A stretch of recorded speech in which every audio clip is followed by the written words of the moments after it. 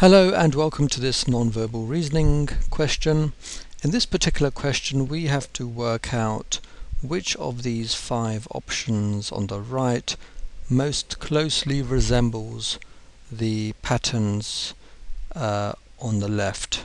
These patterns here, these 4 patterns here. So which one of these is most closely linked, or which is similar to these shapes on the left? So in order to do that, we need to find out what each of these have in common.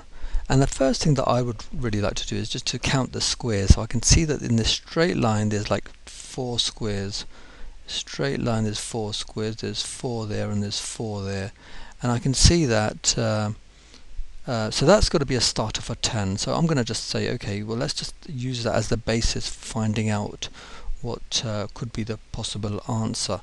So we've got 1, 2, 3, 4, 5 squares. It's definitely not that, because all of these have got 4 squares in a straight line. This one has got 5 squares in a straight line.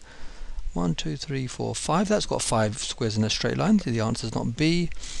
1, 2, 3, 4. That's got 4 lines in 4 boxes in a straight line, and that has got 4 boxes in a straight line as well. And that just looks weird. There's no straight line at all. It just goes diagonally.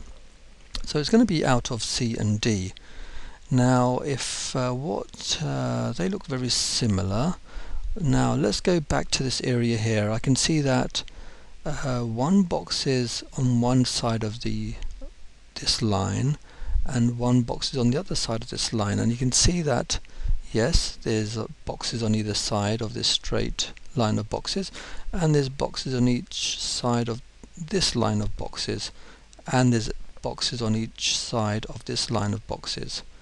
So here you've got boxes on each side of this straight line of boxes, and on D you've got 2 boxes on one side of this straight line of boxes.